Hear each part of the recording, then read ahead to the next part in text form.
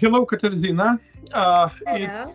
It's nice to see you here in our channel. And despite that it's online, nevertheless, it's really quite interesting and quite useful to have different people, different scholars from different countries, and to have discussion on education, on some educational issues. And I shortly want to introduce for our channel viewers our today's participant, and this is Professor Katarzyna Potyrala from Poland. She is a professor from Poland, and currently, if I know well, she is working in Krakow University of Technology. And not only, possible also in some other institutions, and she is really widely involved in different activities, in different scientific activities, in different projects.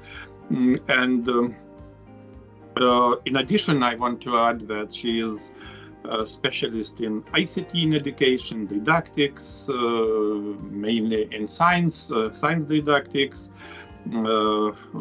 health education, and also currently she is interested in educational technologies, including digital technologies, etc.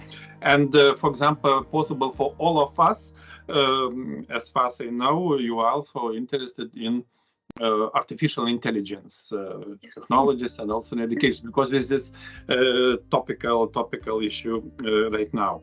And I remember also, for example, our previous Baltic Sea Symposium recently. We had our symposium in June, in middle of June, and some presentations were directly connected with artificial intelligence.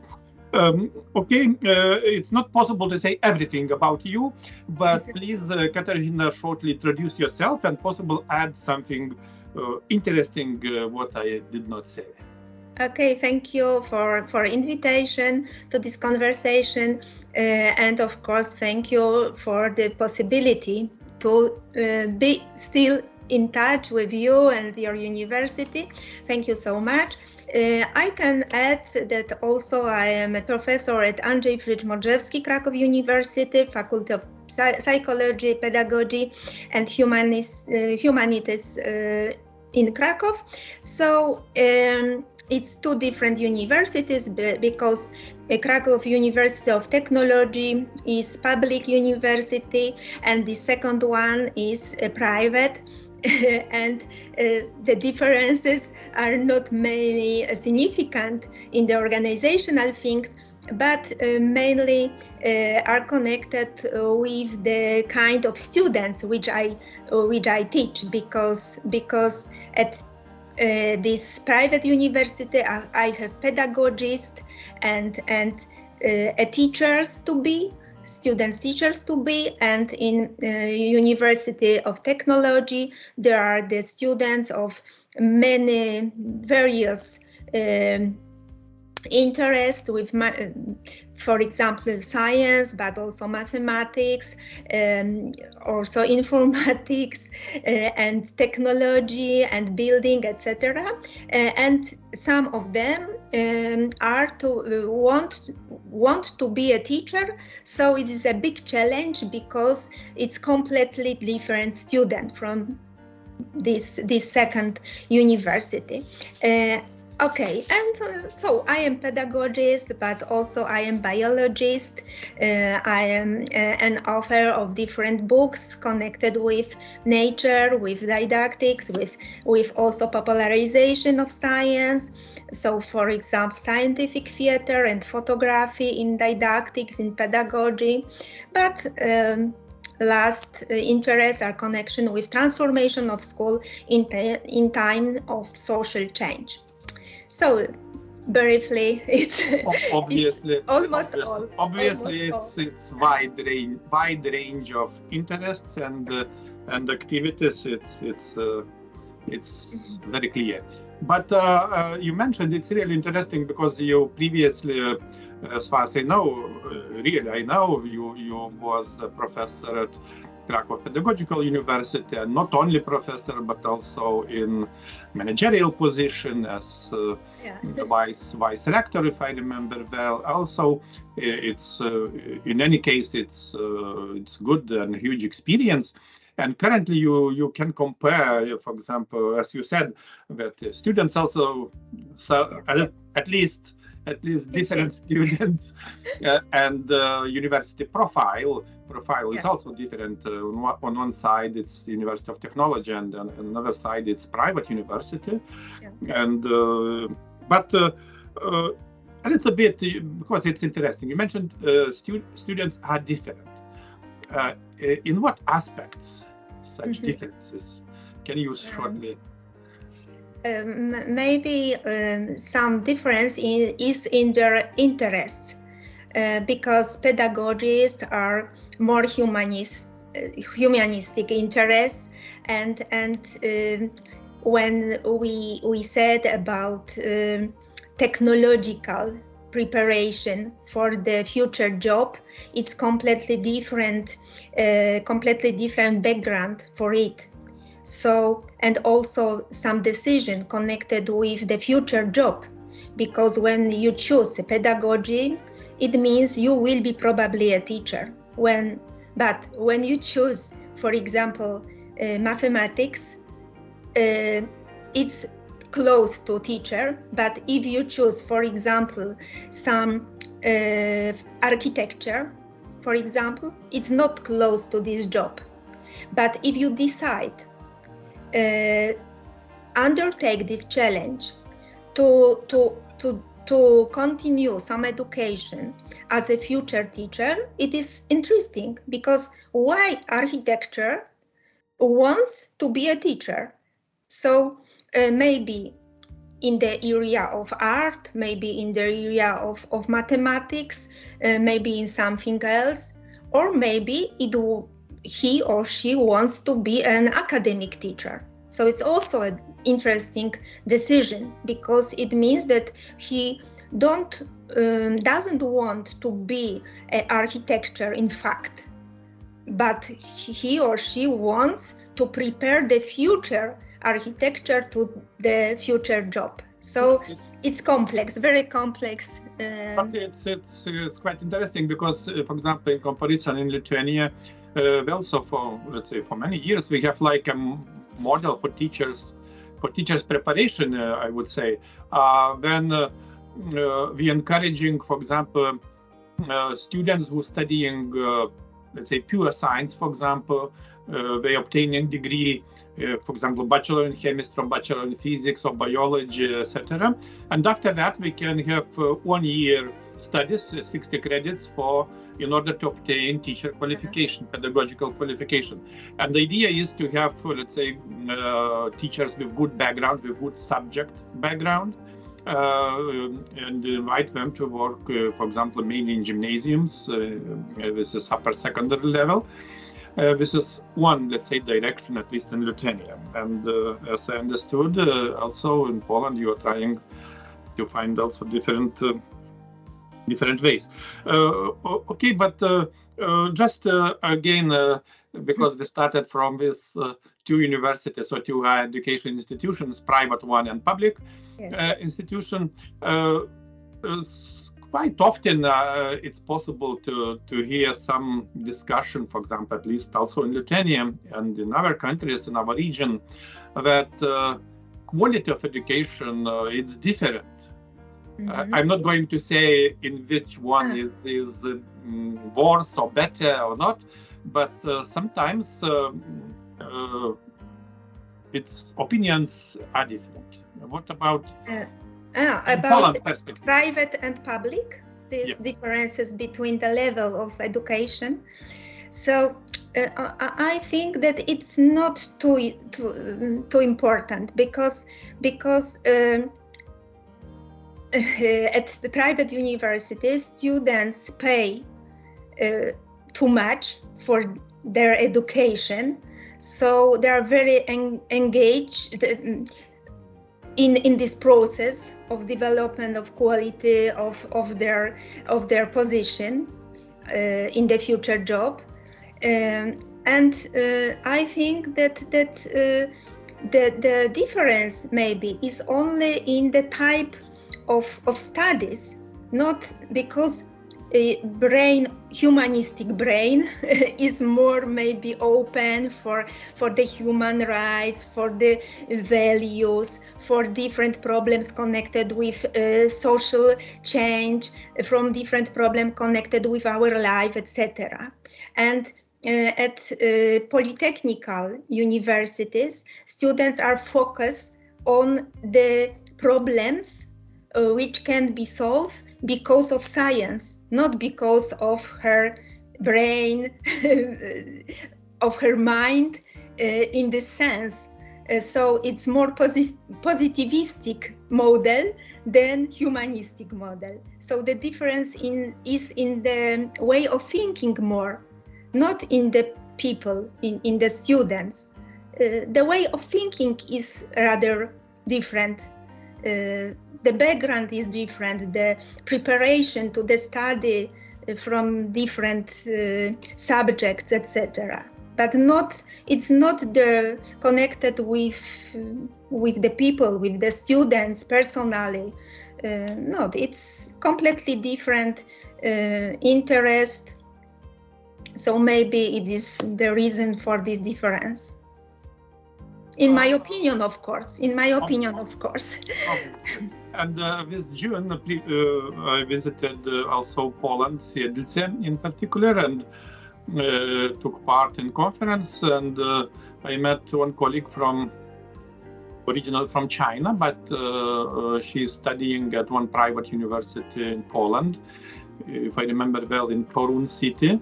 It's possible to find our previous this interview on our channel. And she, the main idea is that she was happy to be student, PhD student at that university, at the mentioned university, and she said that it's highly valued, and why not? But let's say traditionally private universities or in general private institutions were working based different let's say financial model where students need to pay for their studies, and sometimes it's another, let's say, thinking that I am paying money and I don't need.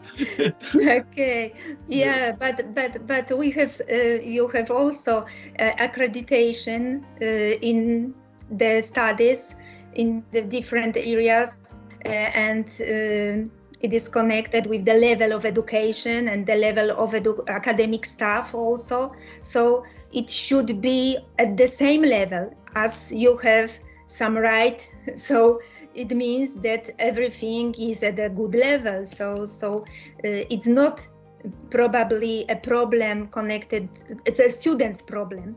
It's a problem of the authorities, how to organize this education, and it should be compared with the public university. So, so maybe at the level of authorities, it's this discussion maybe more complex. But for me, it means that everything must be in a way at the same level. If you have bachelor, it means that you have some competence and qualification, and doesn't matter then it's private or public university. Of course, it should be, but sometimes it's that it's not in this model, of course, but it's some idea. Okay. Katarzyna, by the way, this today it's really, at least in Lithuania, relatively important day because we have 1st September. Remember when we planned our discussion, initially it was planned at least in sometime in the middle of August, but later on, due to different reasons, we reached September finally. Yeah. But it's not intentional, I would say. It's not intentional really, but it's like symbolic day because in Lithuania we are starting a new academic year on 1st September. But if I remember well, in Poland is different. You are starting later. It's different because academic year is start from 1st October, but 1st September is starting day for school, primary and secondary school, but this year it will be 4th of September, not today. Yeah. On Monday. Yes. Okay, let's be flexible. Also, I remember some discussions recently, previous week in Lithuania, on different media. It was like a discussion. Why do we need to start exactly 1st September? It's like a fixed frame. We need to be flexible, not to directly connected or strongly connected with our previous tradition. But anyway, we started our academic year in let's say in full in all levels, including primary level, secondary, and also universities, higher education institutions, etc. Okay, let's a little bit return to our some planned scenario, because a lot of questions, a lot of issues, interesting issues, and but can you shortly describe in general education system? Remember, we had before interview, just an interview, and this interview was published, if I remember well, in 2019 in one of our journal. I will put obviously reference to this video description, but world is changing, and it was 2019, and today we have 2023, and it's also approaching to end somehow. Can you shortly briefly describe education system in your country? Just today panorama. The world is changing, but sometimes also our perspective is changed. So maybe now this perspective will be different, and I'd like to start from 1999, because it was the starting point and very important reform of educational system in Poland, and the main change was connected with the division into 6 years of primary school, 3 years of junior high school, and 3 years of secondary or technical school, and also 2 years of vocational school. And what is important for us as scientists, as science teachers, that in primary school there was a subject science. It was a combination of biology, chemistry, physics, and geography. It's this evenement in a way, because geography is not always included into science all over the world. But before 1999, there was no holistic teaching. So 1999 was starting point in Polish educational system for holistic education of science. Thus, the reform in this year was significant in this respect. And along the way, we had various modifications, but the biggest difference was in 2017. And in 2017, started new educational system and new structure of education. It means 8-year primary school and 4-year general secondary school, or 5-year technical secondary school. Of course, we have also 3-year sectoral vocational school. It is stage 1, and 2-year sectoral vocational school. It is stage 2. Of course, we have also post-secondary school. So now we have compulsory education in Poland lasts 9 years, because it includes 1 year of preschool education and 8-year primary school. And we can separate it.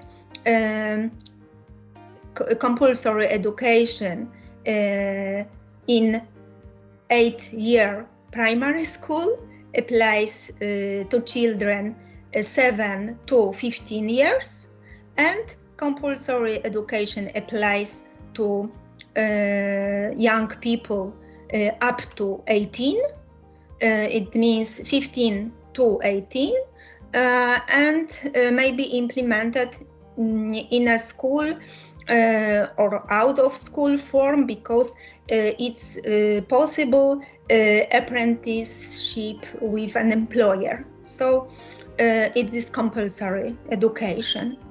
And in this 8-year primary school, we have 2 stages, because it's grades 1 to 3, early childhood education, and from 4 to 8, it's teaching by subject, not holistic education. And at the end of these 8 of the primary school, we have national external examination. It is conducted after 8 years of compulsory education. And the vast majority of graduates of 8th grade primary school continue their education in general or vocational secondary school, and we have 4-year general secondary school, or 5-year technical secondary school, or 3-year vocational school. It is first degree, but it's possible also second degree. It is additional 2-year sectoral vocational school. So we have some external exams.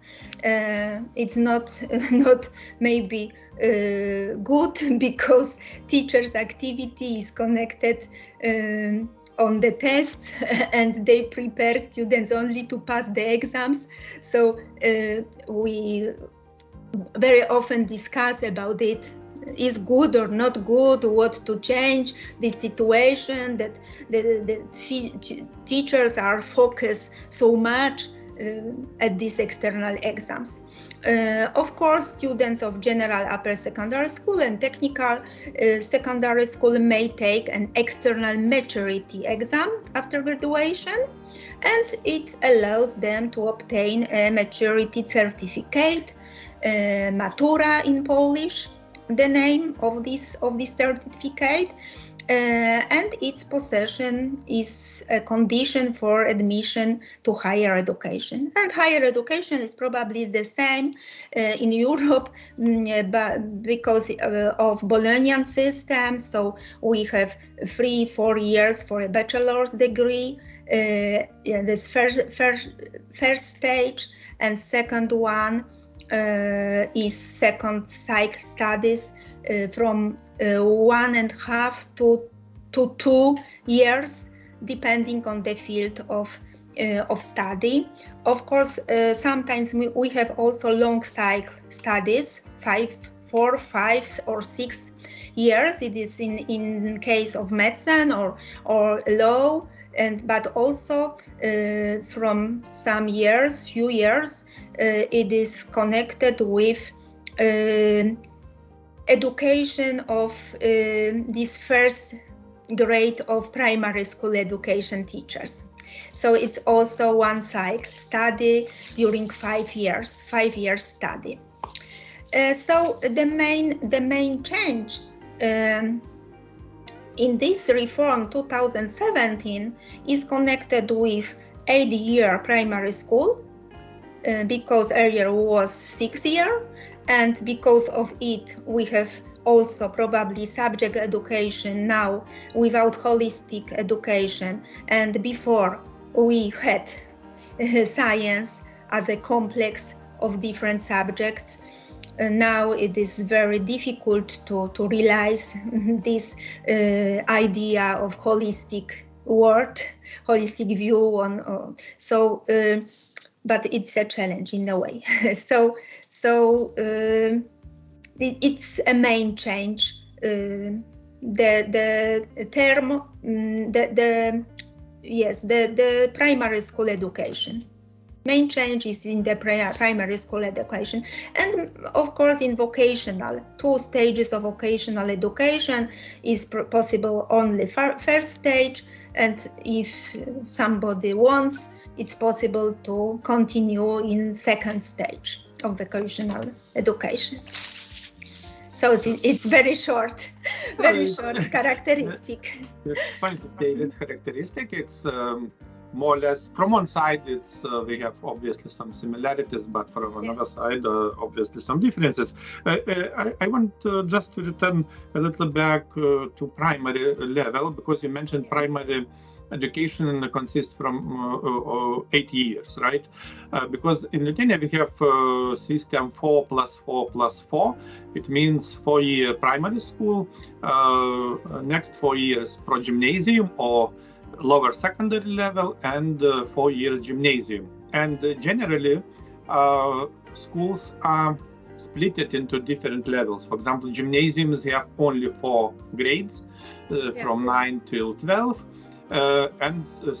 Except some regional schools in regions where it's not possible, and we have some so-called prolonged gymnasium. It means that we have all levels, including primary, pro-gymnasium level, and gymnasium level. But in cities, in bigger cities and towns, we have separately gymnasium, pro-gymnasium.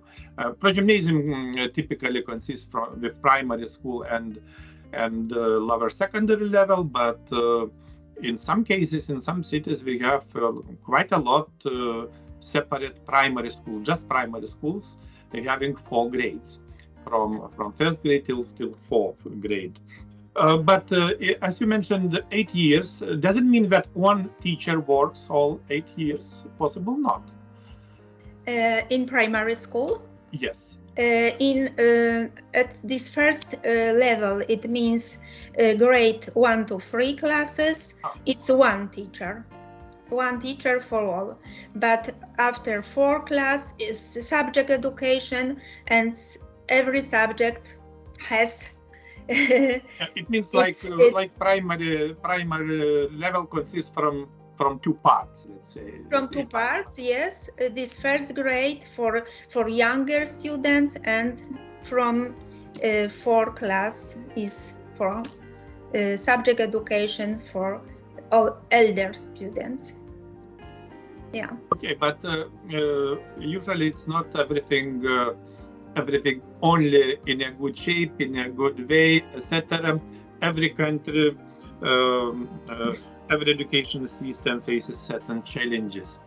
And can you shortly present some of them? Possible in Poland, you also have some challenges, I mean, in educational sector? Yes, because first the challenge is connected with this change, because junior high school doesn't exist, so some kind of division, the students from the old junior high school, it means gymnasium, into primary and secondary school. But I think that the very big challenge is connected with these external exams, because it's a strange situation sometimes, because at 6 level of education at primary school, 6, so class 6, 7, 8, from 6 students are still informed what will be at these exams, what they should know because of exam.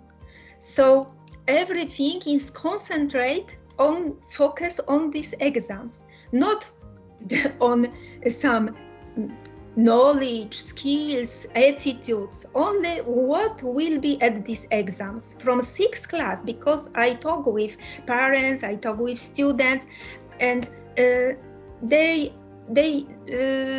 answers on my questions very often that it's not good, that everything is concentrated on these external exams.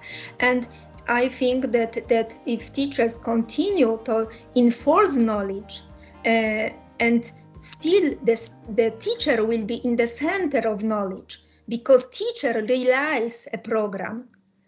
Teacher should realize a program because of external exams. So the school won't soon be attractive for students, because they can obtain this knowledge from the internet. very quickly. And what about the attitudes? But what about awareness? What about the values? It's not in external, it's not included into these external exams. So it's first challenge connected with the educational system.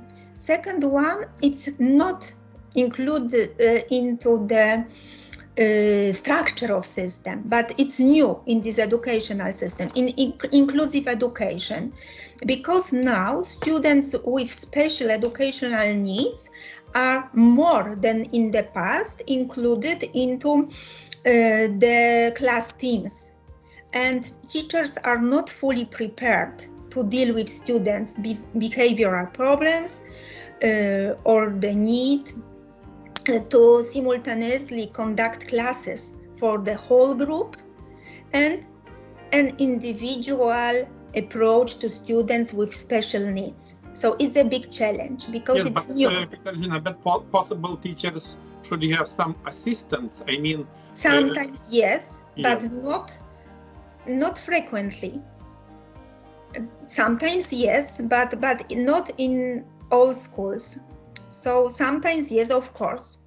So in a way, it has some impact on teacher training, because we also should prepare teachers to different situations in the class. And the number of hours for training is not too much. So it's not only didactical preparation, not only the didactical, but also psychological, psychopedagogical, etc. Maybe some elements of coaching, I don't know, because it's a lot of different limitations of didactical process, when you should also take attention on different individual approach to the students with a big problems, with adaptation to the class, to the group. So it's the second one, and maybe it's not a problem challenge directly connected with this system, but the system in a way work in the different way during pandemic, and we have a lot of different experiences connected with the remote education.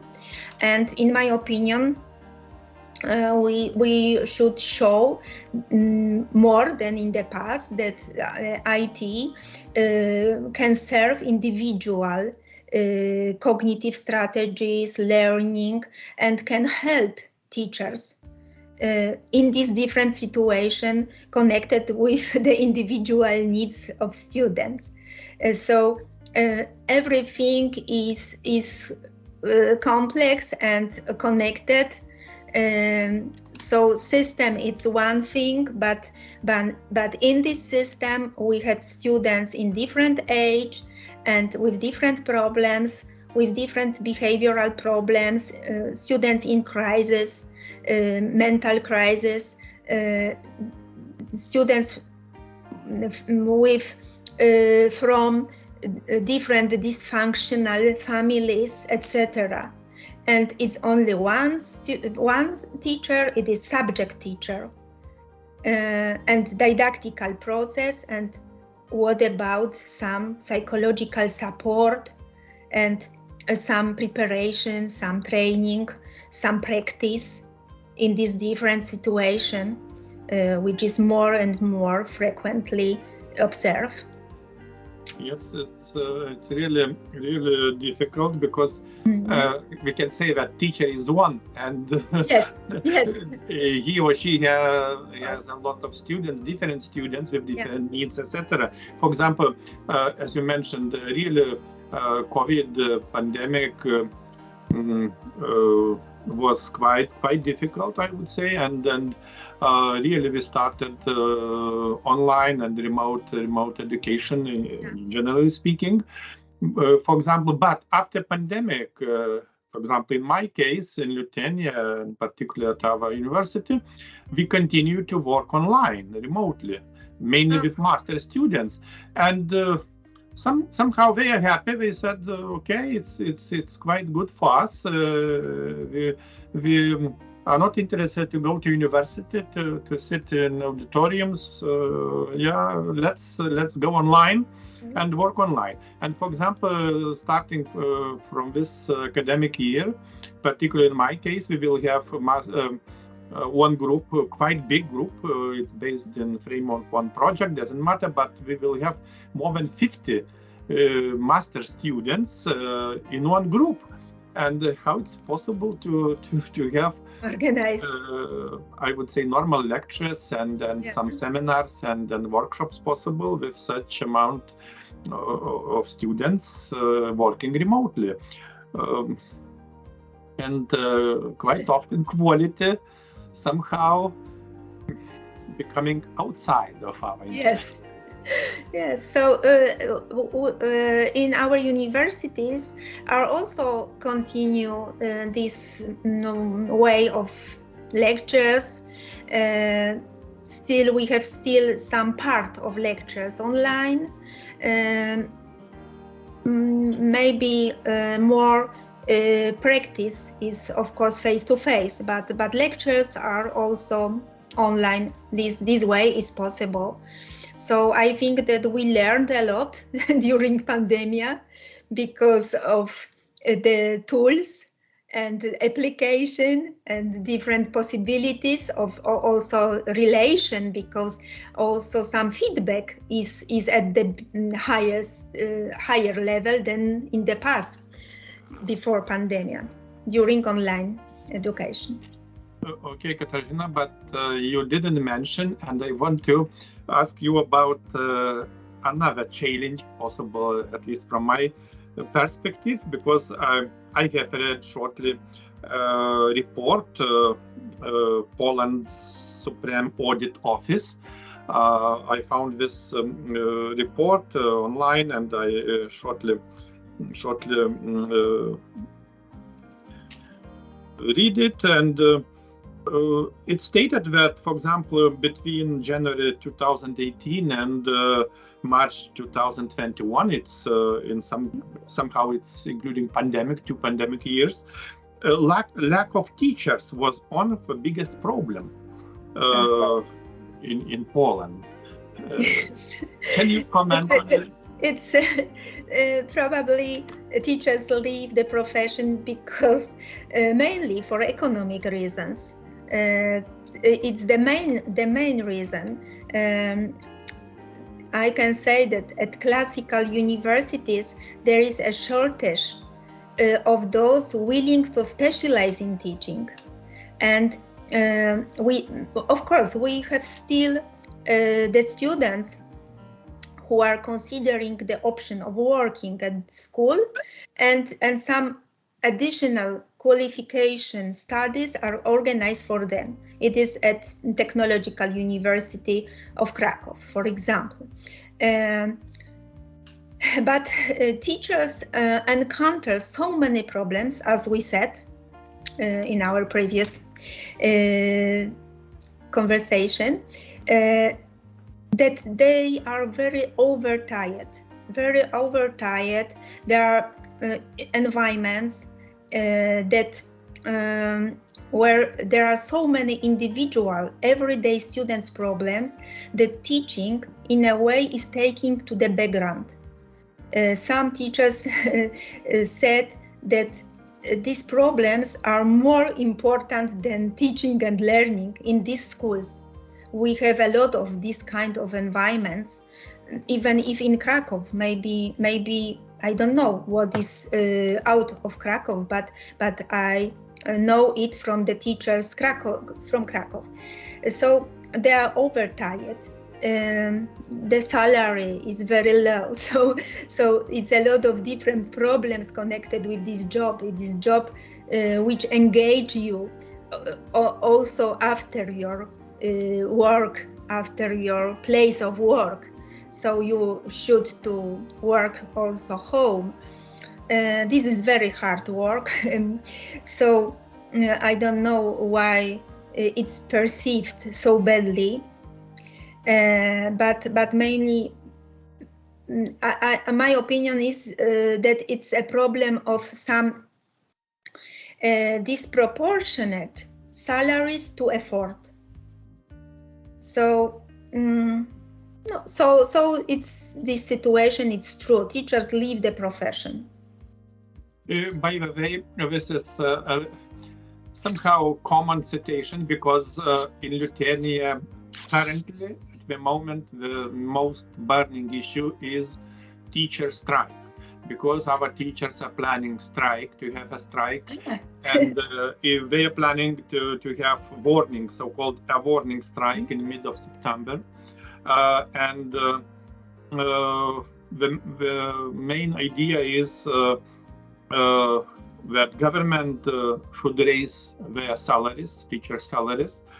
Teachers are not happy, and at the same time it's connected with I would say deep changes in educational process. I mean that general programs were changed during this summer, and new general programs were introduced, and teachers feel somehow unprepared or not well prepared for these changes, because obviously we need new textbooks, new didactical material, at least renewed material,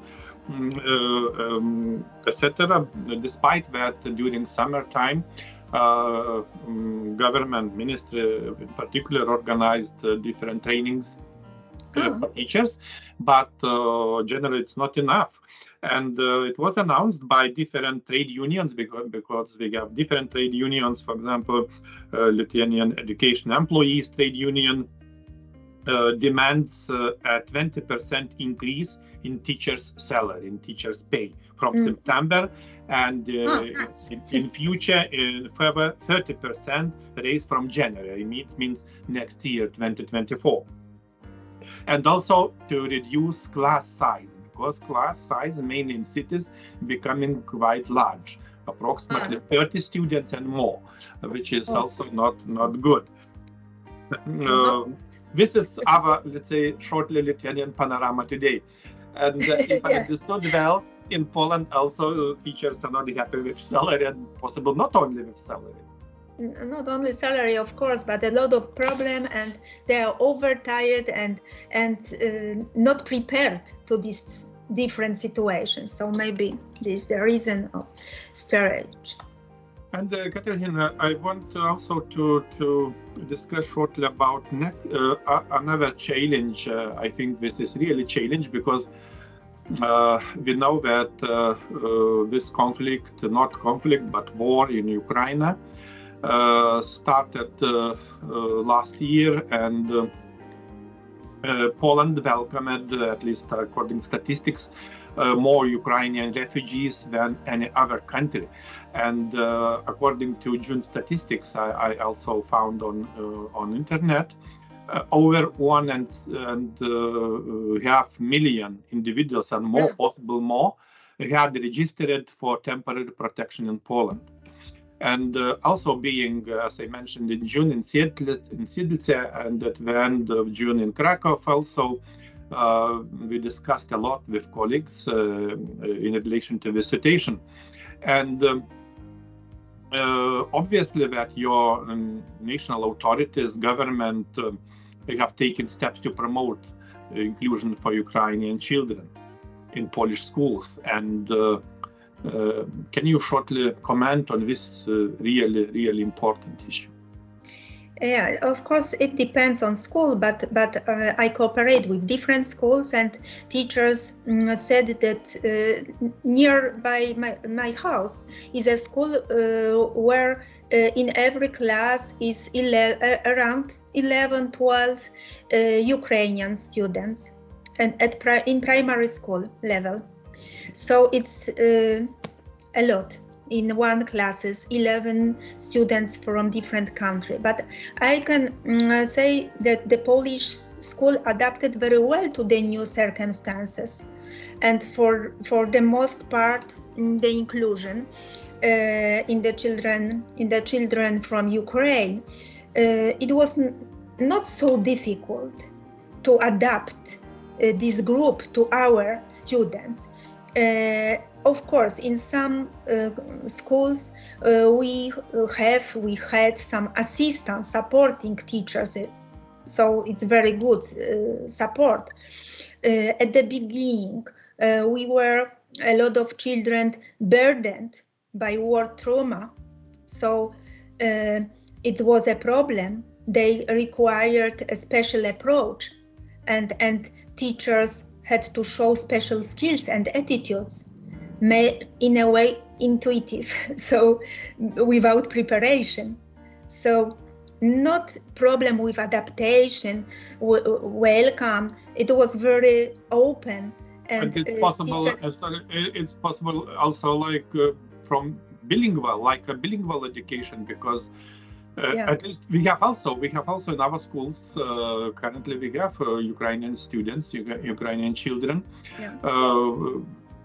Obviously less than Poland, it's obvious, but we have in different schools, including regional schools also, for example in Šiauliai and in other small towns and villages, and it's not so easy, really it's not so easy. But another issue is possible, because this is also financial issues. We need to invest more money in such a case. Yes, it's the second problem with financial support for schools, because the assistants, but it was a lot of volunteers and a lot of enthusiasts. And I know teachers who work for nothing, only for support these children in these classes. So it was grateful. Yes, so it's really good approach, because this is but of course, basically there are also some cultural differences. But I can say that children, young people learn quickly. and gradually these differences are less and less visible.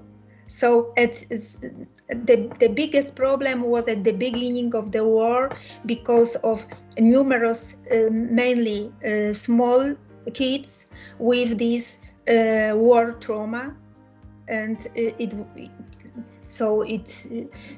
could be maybe better if the teachers could be prepared to this situation, but won't.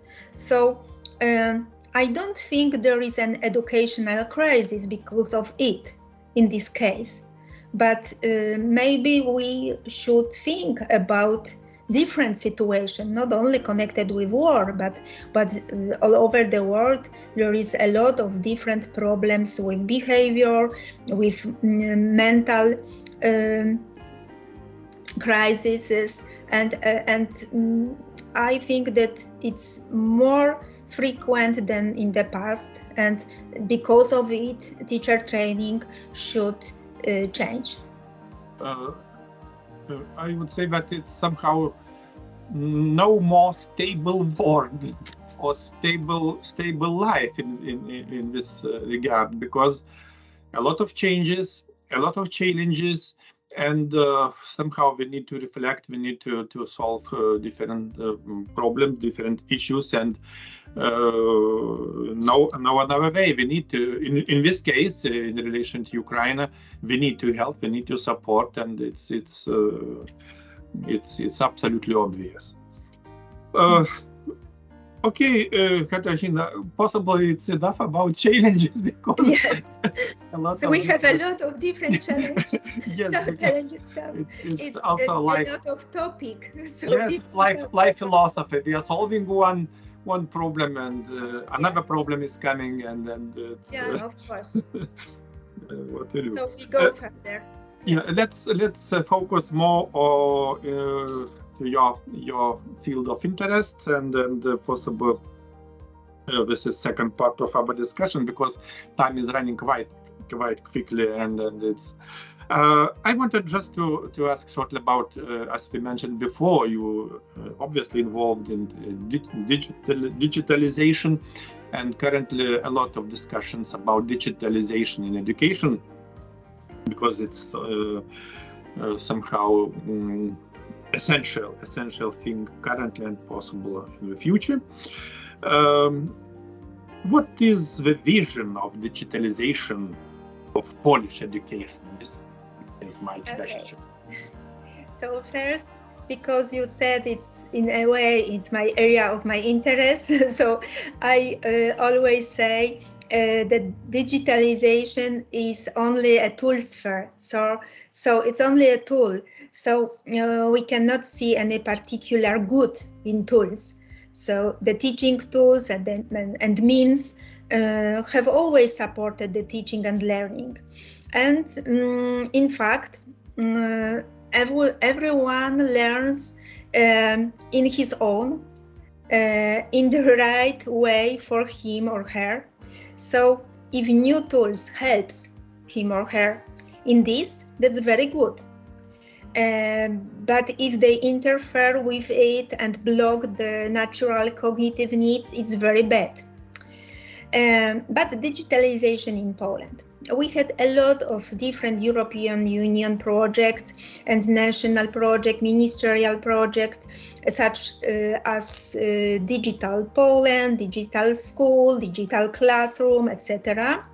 And evidently, they have greatly helped in terms of infrastructure and improved some competence, not all, but some competence of teachers and students mainly participated in these projects. A few years ago, I coordinated the project for schools and teachers called Małopolska. Małopolska is wojewody in Poland. In Krakow is in this part of Poland. Małopolska Educational Cloud.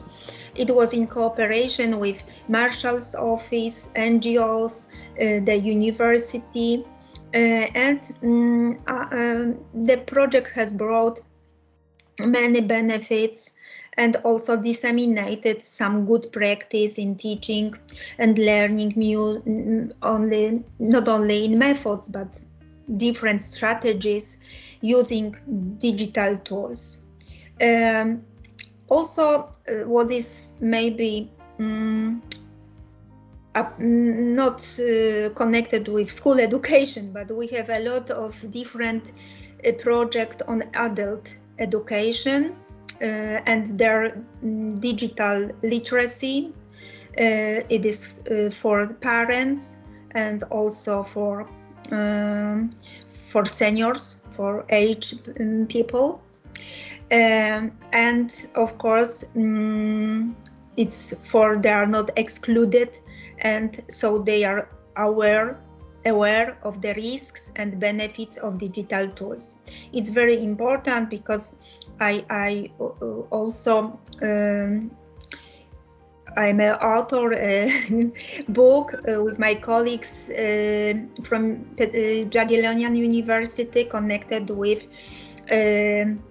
this awareness of young people, but also it is in connection with their parents' awareness in digital world. In general, I think that this vision, because you asked me about the vision, so I think that this vision must be coordinated by professionals, not only from tools, so not only IT specialists, but mainly educators, teachers, and academic teachers who conduct appropriate research on the effectiveness of digitalization in education.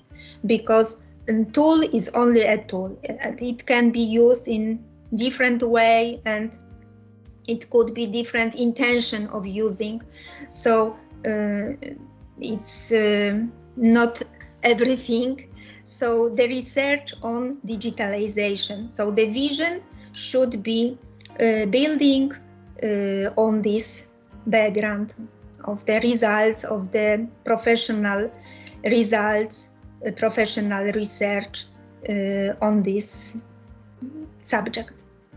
Yes, I do agree, because you know that we have like two sides. From one side, with this, let's say, technological development, we have different technologies, different technological solutions. It's okay. But on the other side, this is business. Yes, of course. With business, and to gain more money, etc., etc. And the question is about efficiency or effectivity of such technologies implemented in education, or if we want to implement something. Remember that not only some years, but at least 1 decade ago, a lot of research also were performed in relation to social media in general. For example, Facebook, how to use Facebook in education, some other social networks, or some other technological platforms, etc., etc. We are not discussing in deep about e-learning, for example, mobile learning, etc. But quite recently, just last year, artificial intelligence, obviously we're discussing and working in the world for many years in relation to artificial intelligence. But for example, ChatGPT just started at the end of last year, in 2022. And I see, for example, that quite a lot of, it's becoming more and more different studies, different research, how to use, for example, ChatGPT or other technological tools based on artificial intelligence in education. And this is also so open question, for example, because recently I read some papers online from students' perspective, and they're saying, okay, we will write, for example, master thesis or bachelor thesis or different works just using artificial intelligence. Yeah, it was a subject of our discussion during the conference, because the teachers have a lot of fear connected with this preparation and with different theses. Academic teachers said, well, what is the possibility of checking how is true and it's real work or not, etc. But of course, we should conduct research on it. So more knowledge about this tool, about some limits, and of course in connection with some educational models, I think, because for example, today is very popular gamification. It's comeback education by playing, education by gamification, etc. It's come back, this idea. It's not new because every computer programs is educational programs, of course, has the same assumptions. So in general, it is behavioristic model because it's some program teaching, as in Skinner's idea of teaching. So is some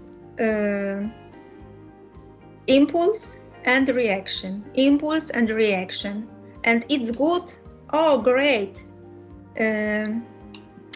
Congratulations, you are very good. If not, you should be back in the last level because you should give the new answer, but this new should be the same as we have in our program. So it's this some decision tree, but without decision in a way. So it's not new gamification and educational e-learning platform. It's everything. It is behavioristic program teaching and without any news. So only new is this technology, new technology. Only new is this tool. And I very often discuss with enthusiasts of this new approach to education, because for me it's not new, because for me should be new something what will go further process of learning of student. This one is not new. Katarzyna, but okay, but we know so holy, I would say, statement that school should be open to new technologies, new approaches, how to combine innovations and traditions. For example. Every time has its tool. Every time, and it can be used in good way and the bad way, and it is a choice. And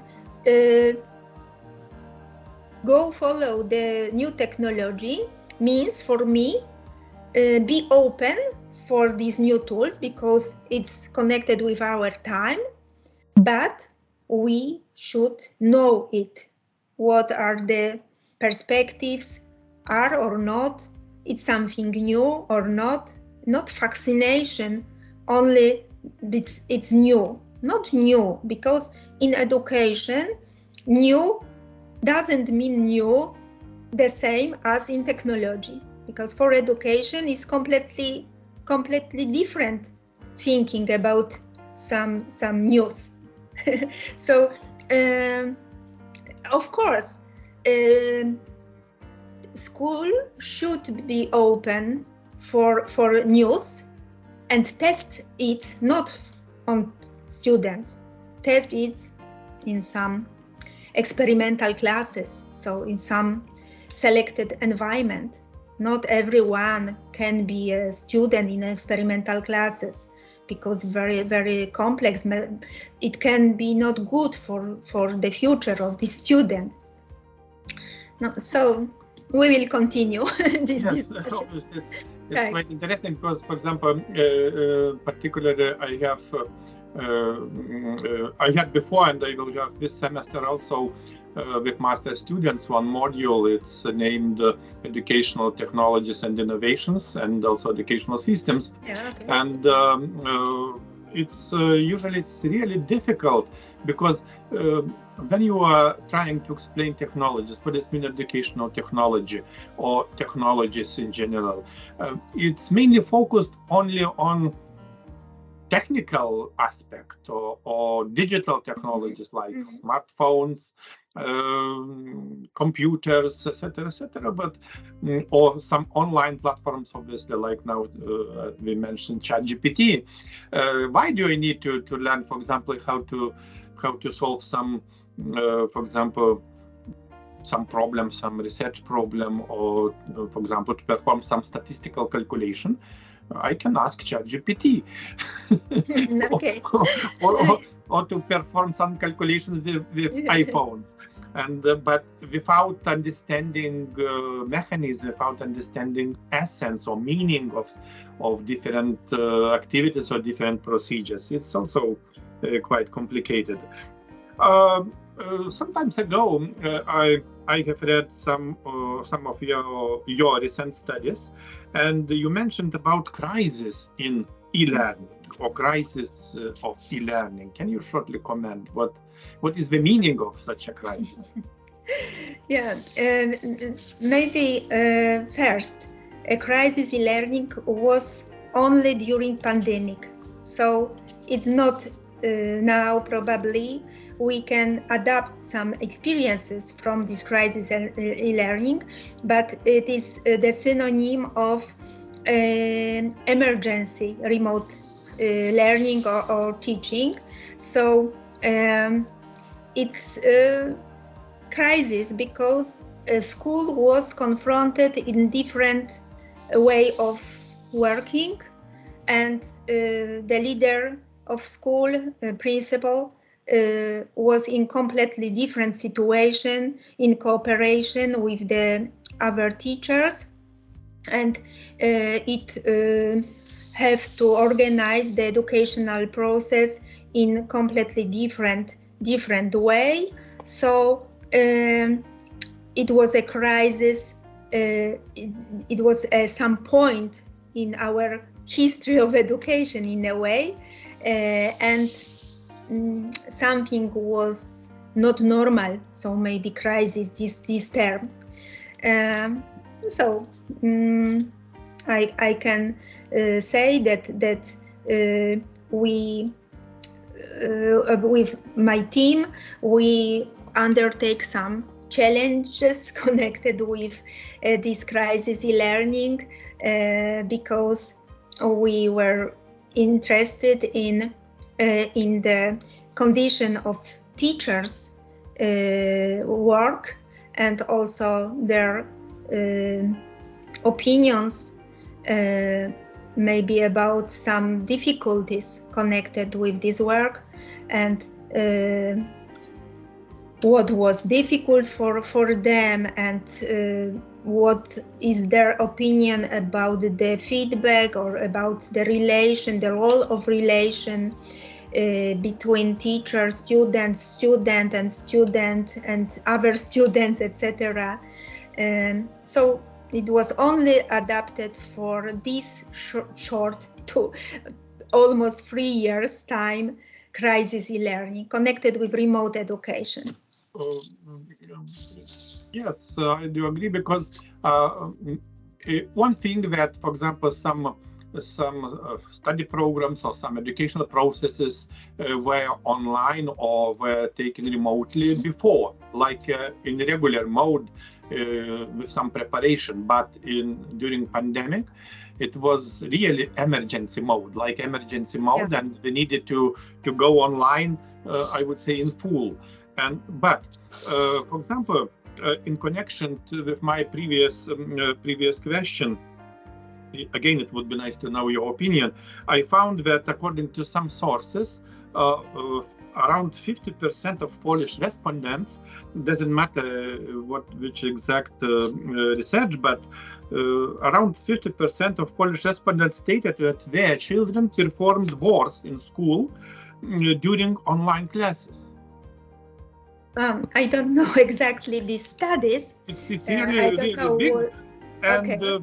And nearly 4 in 10 polls stated that the biggest problem associated with the new learning model was that children learn less than during lessons conducted on site. Means in traditional mode. Okay, maybe I don't know what the research sample was, what the research was organized, etc. Because everything is interesting and important. I can say that our research focused on the use of, for example, online platform for learning, but also connected with some organizational changes of school work. Also the role of teacher in shaping some attitudes of teachers and students also, and parents were included in this research. So our research has shown, among others, that only during direct interaction with some tools, a given tool, can one notice significant difference in their functionality. So I don't know how the organizational things in this previous research were being, but we had we organized, we create the platform named called Smart Ecosystem for Learning, and it was evaluated very positively by our students and parents and teachers. Of course, 1/3 of users have maybe different and difficult experience with e-learning, but we carried out and we can say that it was connected with the level of their digital literacy. So it was connected with preparation to this work. So maybe some students have some problems because of not good preparation, preliminary preparation to this work. And of course, I believe that this type of study, when we are some cocktail of different parameters, may force some idea, but in the same time be close to student, because we are interested in their opinion.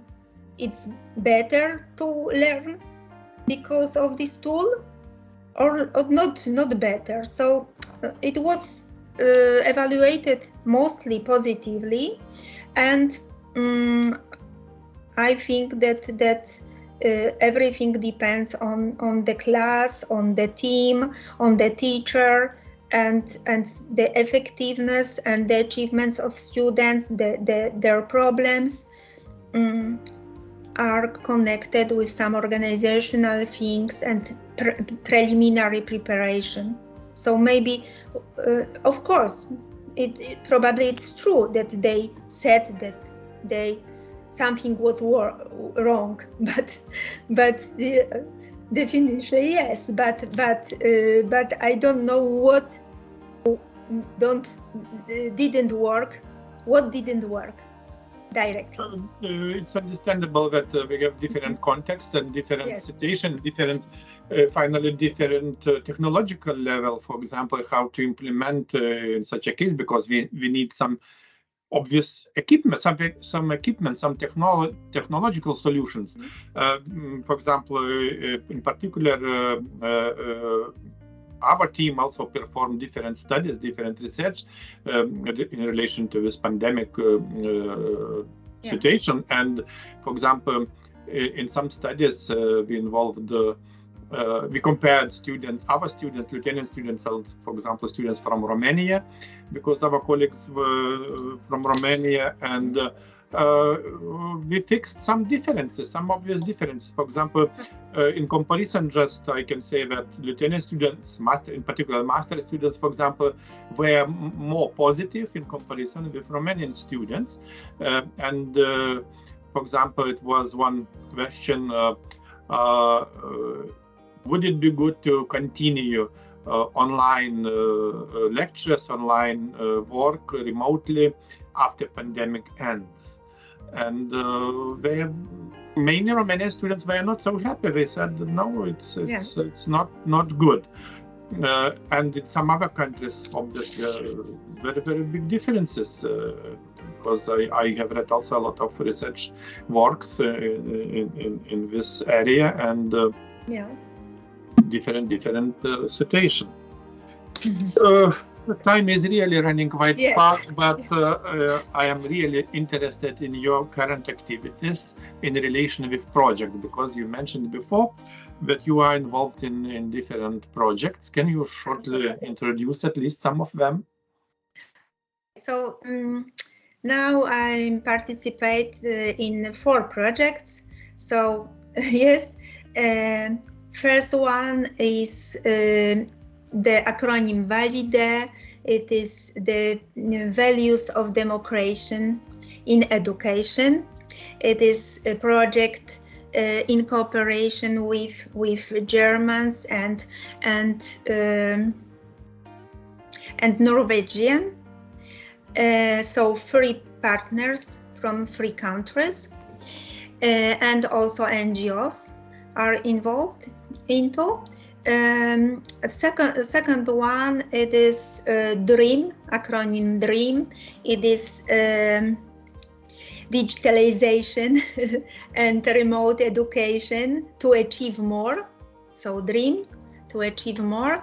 It's a project for teachers mainly, but with participation of students, and it's connected with preparing of new tools, mainly movies for students, but of course teachers participate in preparation these movies. So it's a lot, because it's more than 100 movies, because we have a lot of partners in this project, from France, from Moldavia, from Turkey, from Portugal. I don't know, so sorry, but and Poland, so 5. And a lot of movies, and every movie has a translation into the national language, and we prepare also scenarios to these movies. It's for different subjects, also in science, and what can I say? And it's all, but it's a lot in a way, and a lot of trainings for teachers. So because during preparation we meet with teachers, and we organize some workshops, and we participate in the workshops. The next partner is Albania, so sorry, because this month was meeting, but I didn't participate in Albania because I couldn't participate, but Albania is also a partner in this project. And municipality in Luśnia. Luśnia is a small village in Albania. So 6 partners. Third project is a ministerial project connected with some experiences in remote education during pandemic. So it's organized educational platform with some articles prepared by different countries. We have also conferences, and we sharing some experiences during these meetings, online meetings mainly, but not only. And we have also conference in June, and we sharing our experiences connected with different models of education during pandemic and now, because a lot of institutions reorganize their process of teaching. Also, universities' platforms are different than in the past, so it was interesting. And fourth is net device. This project is connected with sustainable development programs, and also German people and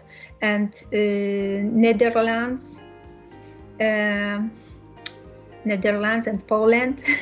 So mainly this team prepare some new program of sustainable development for primary school and secondary school, but it is for teachers, academic teachers, because for academic teachers who will prepare new teachers in this idea of new view on sustainability and sustainable development. So for different projects, remote education, sustainability, and values, and also sharing knowledge. Yes.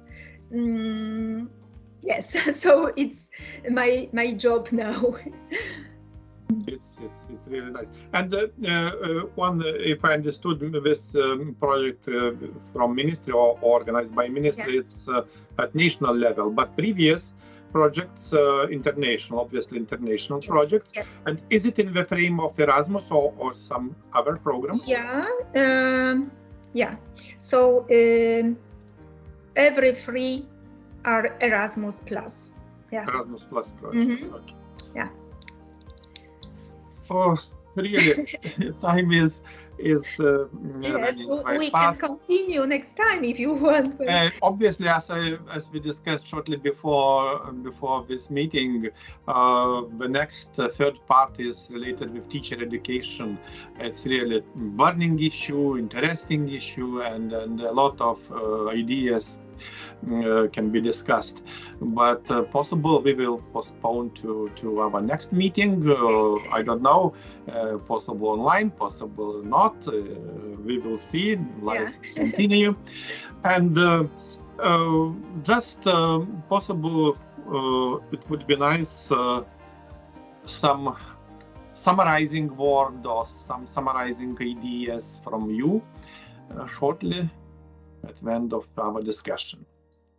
So, so at the end, I can say that my interests are very vast because teacher training also has a lot of challenges, and but mainly it is connected with models of learning. Of course, now I graduated in biology, and I PhD in didactics and habilitated in pedagogy. But I was a teacher. I was a teacher of biology, chemistry, environmental protection for 12 years. So I even completed such postgraduate studies in these areas.